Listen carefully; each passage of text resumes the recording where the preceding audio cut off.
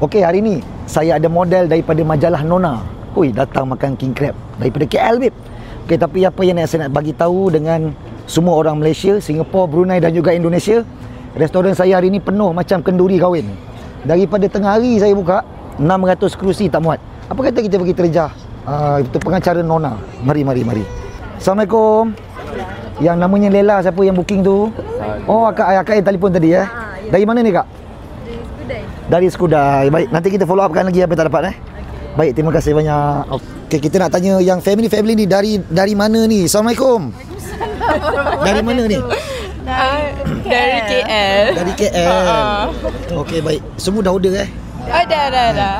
Ini siapa pengacara Nona TV3 ke bukan? Tak ada. Bukan. Terpaksa. Kita main agak je. Baik, nanti kita follow upkan lagi. Baik, terima kasih banyak. Dari Kuala Lumpur. Table ni dia tengah makan king crab. Dari mana ni? Dari Kuala Lumpur. Ramai orang Kuala Lumpur ini hari ya. Pernah datang sini sebelum ni?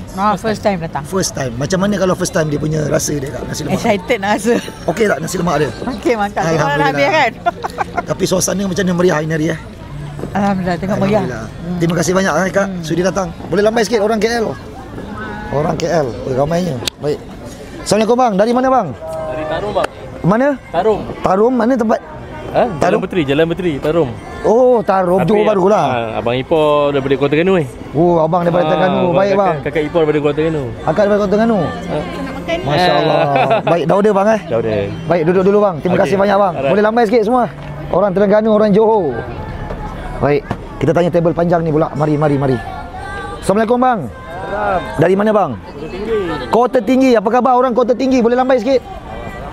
Oh, lambai. Kota Tinggi Johor bang Pernah datang sini sebelum ni? First time. Dah order ke belum ni? Dah. Terima kasih banyak. Kita ucapkan terima kasih kepada Ehsan Boleh zoom sikit Abang Ehsan booking. Mana Abang Ehsan kita? Abang Ehsan dekat dalam. Dia semayang kat dalam ada surau. Kita siapkan surau sekali pakcik Baik, terima kasih banyak. Okey, baik. Kejom kita ke depan. Ini luar.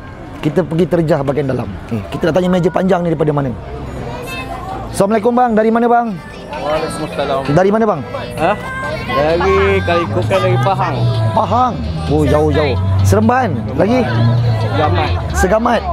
Family semua family. Baik. Dah order belum semua ni? Dah.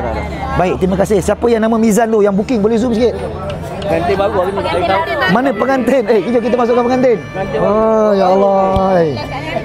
Kita ada pengantin baru. Apa khabar pengantin? Alhamdulillah. Sekejap bang, semut darah manis. Ada semut. Okey bang, apa khabar? Nama siapa? Alhamdulillah. Saya Mizan. Mizan. Oh, abang yang booking tadi? Saya booking. Baik bang, saya sebagai